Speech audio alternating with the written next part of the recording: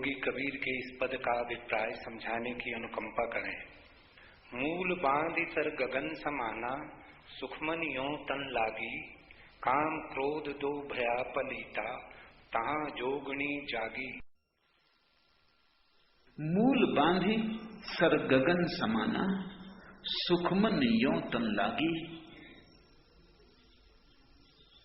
ये जो महासुख की घटना घटती है, योगी कैसे उसे घटाता है, वो अपने भीतर क्या करता है, वो किस भांति अपने को आकाश में डुबा देता है। मूल बांधी सर गगन समाना, ये उसकी प्रक्रिया है।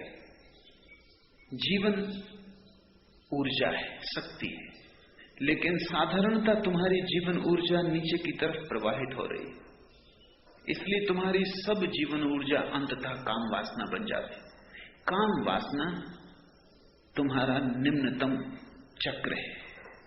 तुम्हारी ऊर्जा नीचे गिर रही है और सारी ऊर्जा धीरे धीरे काम केंद्र पर इकट्ठी हो जाती। इसलिए तुम्हारी सारी शक्ति काम वासना बन जाती। जितने तुम शक्तिशाली होगे उतनी प्रगाढ़ काम वासना तुम में पैदा होगी। इसलिए तो साधु डर जाते हैं, तो भोजन कम करते हैं, क्योंकि न भोजन लेंगे न शक्ति पैदा होगी, न शक्ति पैदा होगी न काम वासना उठेगी। साधु अपने को सुखाने में लग जाते हैं। साधु धीरे धीरे ऐसी कोशिश करते हैं कि इतना ही भोजन लें जितने से रोज दैनिक शरीर का काम चल जाए, ऊर्जा बचे ना। मगर ये कोई साधुता हुई? ये तो नपुंसकता हुई। ये कोई साधना हुई? शक्ति न बचे तो तुम्हारे ब्रह्मचर्य का क्या अर्थ, क्या मूल है? कोई सार्थकता नहीं। निर्बल के ब्रह्मचर्य का क्या अर्थ है? लाखों लोग निर्बलता को ब्रह्मचर्य समझ लेते, रुग्णता को स्वास्थ्य समझ लेते, शरीर को गला लेते हैं, ऊर्जा पैदा नहीं होती, इसलिए काम केंद्र सूख जाता है। तो वो सोचते हैं कि हम सिद्धावस्था को उपलब्ध हो गए। उन्हें ठीक से भोजन दो, एक सप्ताह के भीतर उनकी काम ऊर्जा फिर प्रवाहित होने लगेगी, फिर वासना जगने लगेगी। ये कोई छुटकारा ना हुआ, ये तो धोखा हुआ, ये आत्म प्रवंचना है। कबीर जैसे ज्ञानी ऐसी साधुता को दो कौड़ी का भी नहीं मानते। साधुता का अर्थ ऊर्जा को समाप्त करना नहीं है, ऊर्जा को रूपांतरित करना है। ऊर्जा को नष्ट करना, सुखाना नहीं है, ऊर्जा की दिशा बदलनी। वो जो नीचे की तरफ बहती है वो ऊपर की तरफ बहने लगे। अधोगामी शक्ति ऊर्ध्व गमन की तरफ निकल जाए। जो अभी जमीन की तरफ बहती है वो आकाश की तरफ उठने लगे। जो अभी पानी की तरह है वो अग्नि की तरह हो जाए। पानी नीचे की तरफ बहता है, अग्नि सदा ऊपर की तरफ जाती। जिस दिन तुम्हारी ऊर्जा आग्नेय हो जाएगी, उसी दिन एक अनूठे ब्रह्मचर्य का जन्म होगा, जो निर्बलता से नहीं परम वीरी से पैदा होती। मूल बांधी, वो जो मूलाधार चक्र है, जहां से ऊर्जा काम ऊर्जा बनती है, उसे बांध लेना है, उसे सिकोड़ लेना है। इसलिए योग ने, पतंजल ने, हठ योग ने बहुत सी प्रक्रियाएं खोजी हैं मूल को बांधने की। मूल जब बंध जाए तो ऊर्जा अपने आप ऊपर उठने लगती है, क्योंकि नीचे का द्वार बंद हो जाता, द्वार अवरुद्ध हो जाता। एक छोटा सा प्रयोग, जब भी तुम्हारे मन में काम वासना उठे तो करो, तो धीरे धीरे तुम्हें राह साफ हो जाएगी। जब भी तुम्हें लगे कि काम वासना मन को पकड़ रही है, तब डरो मत, शांत होकर बैठ जाओ, जोर से श्वास को बाहर फेंको, उच्छ्वास, भीतर मत लो श्वास को, क्योंकि जैसा ही तुम भीतर गहरी श्वास को लोगे, भीतर जाती श्वास काम ऊर्जा को नीचे की तरफ धकाती है। जब तुम्हें काम वासना पकड़े तब एक्सहेल करो, बाहर फेंको श्वास को, नाभि को भीतर खींचो, पेट को भीतर लो और श्वास को बाहर फेंको, जितनी फेंक सको।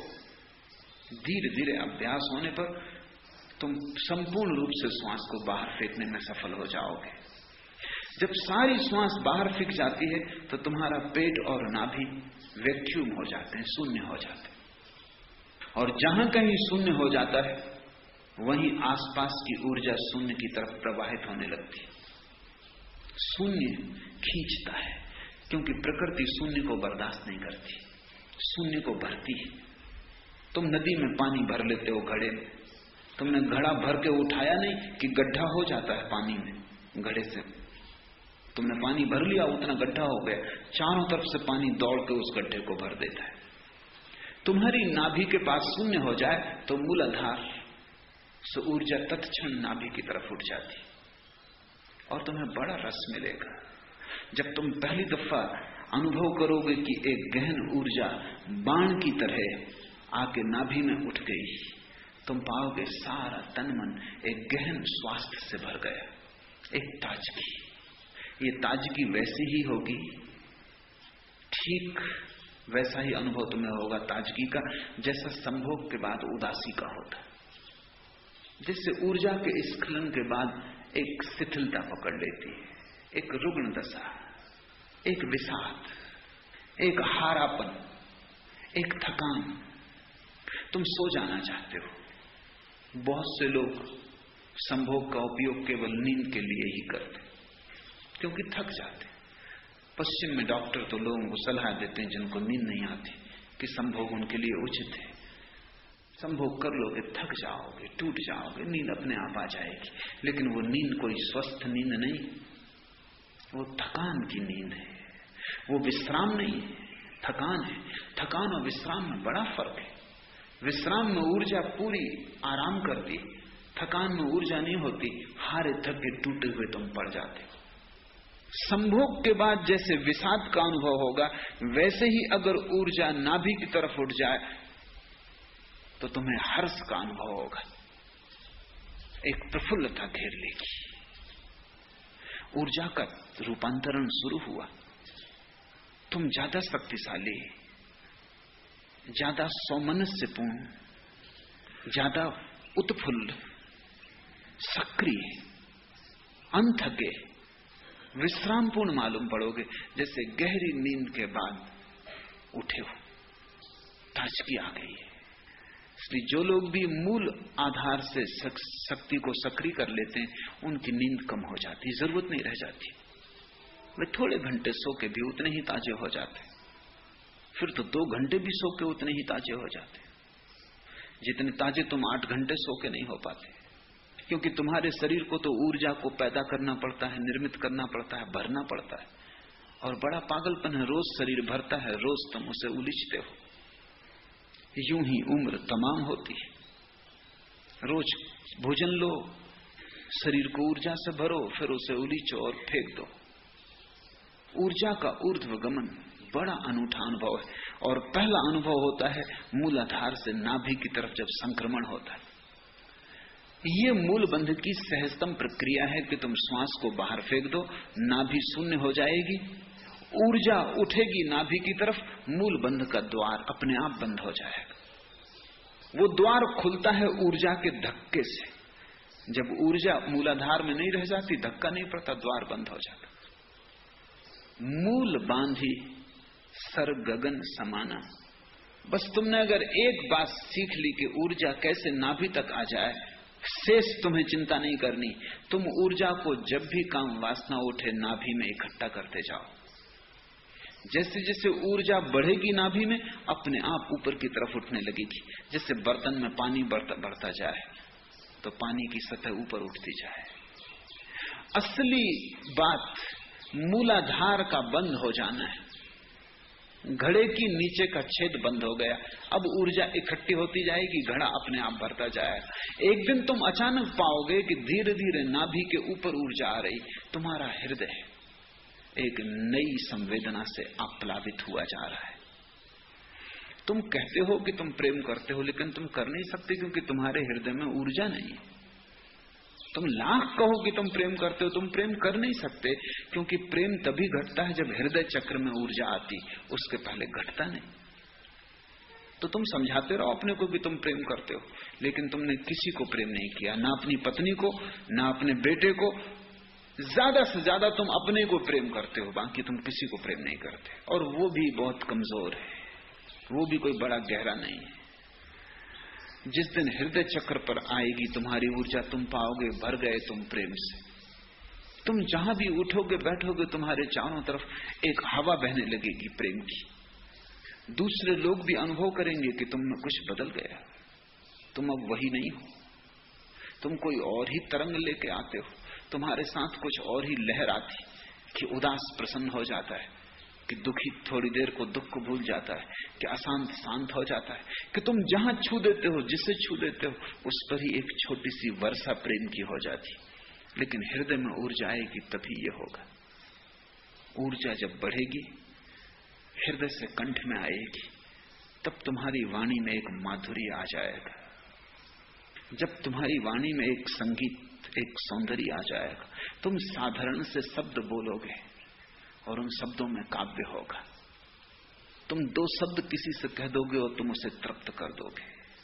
तुम चुप भी रहोगे तो तुम्हारे मौन में भी संदेश छिप जाएंगे।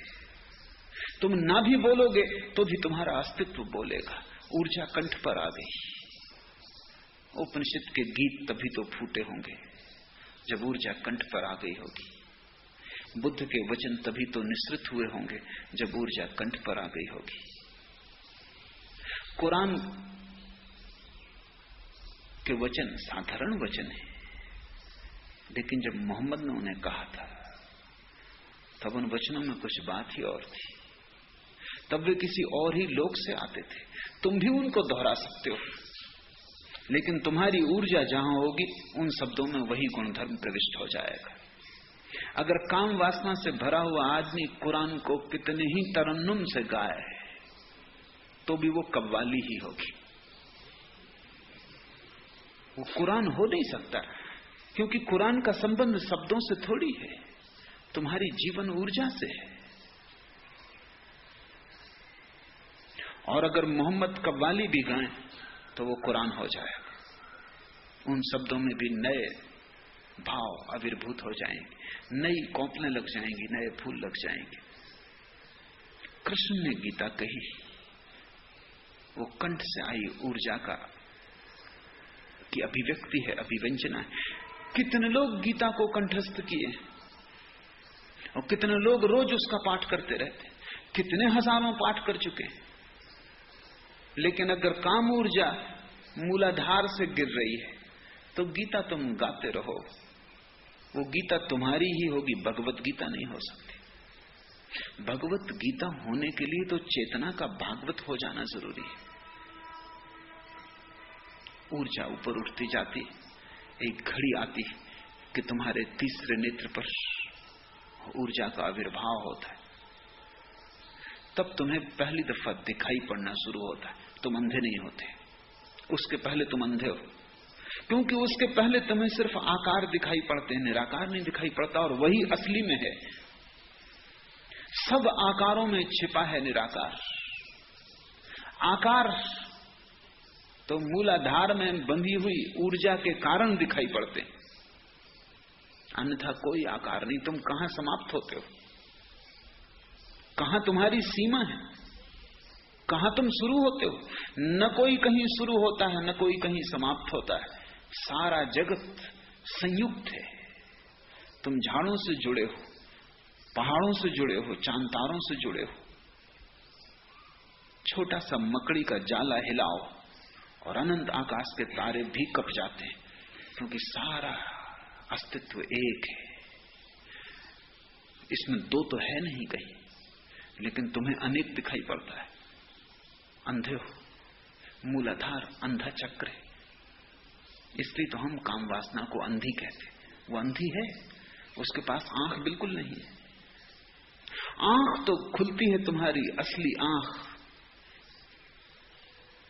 जब तीसरे नेत्र पर ऊर्जा आके प्रकट होती है, जब लहरें तीसरे नेत्र को छूने लगती, तीसरे नेत्र के किनारे पर जब तुम्हारी ऊर्जा की लहरें आके टकराने लगती, पहली दफा तुम्हारे भीतर दर्शन की क्षमता जगती। इसलिए हमने इस देश में विचार की प्रक्रिया को फिलॉसफी नहीं कहा, हमने विचार की प्रक्रिया को दर्शन कहा। फिलॉसफी पश्चिम में दर्शन शास्त्र का नाम है, हमने वो नाम पसंद न किया, क्योंकि फिलॉसफी तो पैदा हो जाती है मूलाधार में ऊर्जा हो तब भी, लेकिन दर्शन पैदा नहीं होता। और मूलाधार में भटके हुए अंधे कितना ही सोचें, उनके सोचने का क्या मूल्य हो सकता है, वो सोच के भी क्या सोच पाएंगे। अंधा कितना ही प्रकाश के संबंध में विचार करे, सिर पटके गणित बिठाए, विश्लेषण करे, मीमांसा में उतरे, क्या हल होगा। अंधा जो भी कहेगा प्रकाश के संबंध में गलत होगा। अंधे को तो अंधेरा भी दिखाई नहीं पड़ता, प्रकाश तो बहुत दूर की बात है। तुम शायद सोचते होगे कि अंधे को अंधेरा दिखाई पड़ता है, तो तुम गलती में हो।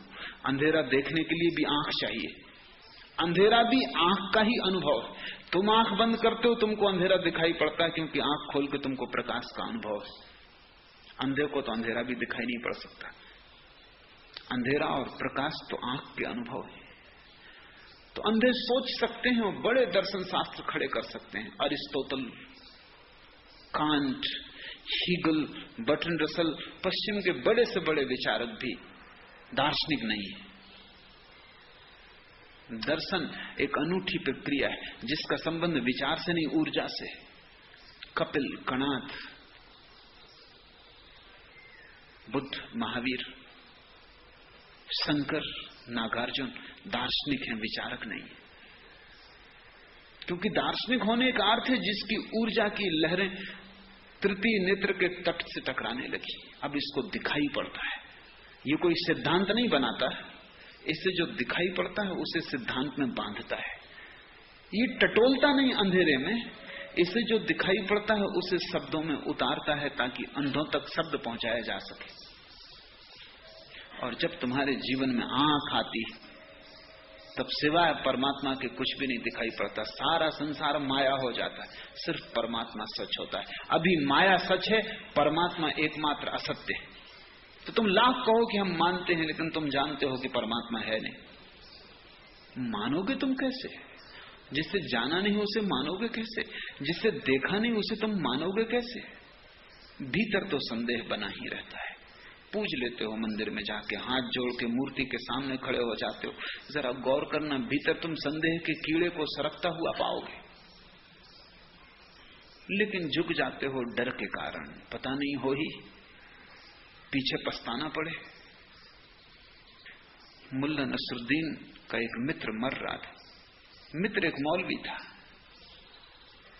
पंडित था बड़ा, लेकिन मरते वक्त उसे भी कठिनाई होने लगी, क्योंकि पांडित्य मृत्यु में तो साथ देता नहीं। वो डरा। अब तक तो कहता रहा कि ईश्वर है, ये है, वो है, सब सिद्धांत, लेकिन अब उसे समझ में ना आए कि क्या करे। मौत करीब आ गई, क्षण भर की देरी है, क्या होगा क्या ना होगा। किसी ने कहा कि तुम मुल्ला नसरुद्दीन को क्यों नहीं बुला लेते, वो बड़ा ज्ञानी है, मरता क्या ना करता, डूबते तिनके का सहारा ले लेते हैं। रहो, चलो बुला लो। नसरुद्दीन को संदेह तो था, भरोसा तो था नहीं, लेकिन कोई हर्जा नहीं। नसरुद्दीन आया और उसने कहा, ठीक, तुम प्रार्थना करो कि हे परमात्मा, हे शैतान, मुझे संभाल। उसने कहा, ये किस प्रकार की प्रार्थना है? नसरुद्दीन ने कहा कि मरते वक्त खतरा लेना उचित नहीं, पता नहीं परमात्मा हो या ना हो, और पता नहीं शैतान ही हो। तुम दोनों से ही प्रार्थना कर लो, जो भी होगा सहायता करेगा। इस घड़ी में किसी को नाराज करना ठीक नहीं। भय के कारण पूजा चलती है, श्रद्धा के कारण नहीं। परमात्मा पर भरोसा तो तभी आता है जब ऊर्जा तीसरे नेत्र में प्रवेश करती है, तुम देखने में समर्थ हो जाते हो। तब तक परमात्मा एक झूठ है और माया सत्य है। फिर सारी चीज बदल जाती है। परमात्मा सत्य हो जाता है, संसार झूठ हो जाता है। दर्शन की क्षमता विचार की क्षमता का नाम नहीं है। दर्शन की क्षमता देखने की क्षमता है, वो साक्षात्कार है। जब बुद्ध कुछ कहते हैं तो देखकर कहते हैं, उनका अपना अनुभव है। अननुभूत शब्दों का क्या अर्थ है? केवल अनुभूत शब्दों में सार्थकता होती। मैंने सुना है, एक छोटे से गांव में मैं ठहरा हुआ था और शहर से एक डॉक्टर आया था गांव के ग्रामीणों को समझाने के लिए परिवार नियोजन के संबंध में। तो जिस घर में मैं ठहरा था, उस घर के सामने के ही आंगन में ग्रामीण इकट्ठे हुए थे और डॉक्टर समझा रहा था। मैं भी बैठा सुन रहा था। परिवार नियोजन के संबंध में सब बातें उसने समझाई। एक ग्रामीण ने खड़े होकर पूछा कि आप विवाहित हैं? उस डॉक्टर ने कहा कि नहीं, मैं अविवाहित हूं।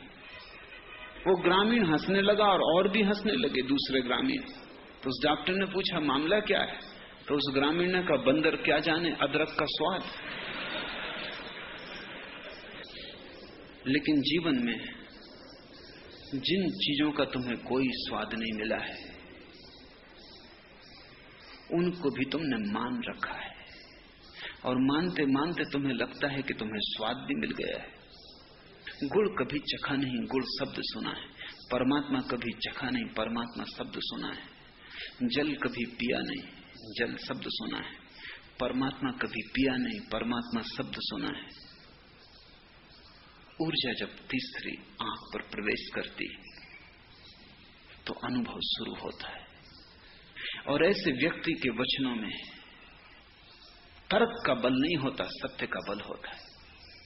ऐसे व्यक्ति के वचनों में एक प्रामाणिकता होती है जो वचनों के भीतर से आती है, किन्हीं बाह्य प्रमाणों के आधार पर नहीं।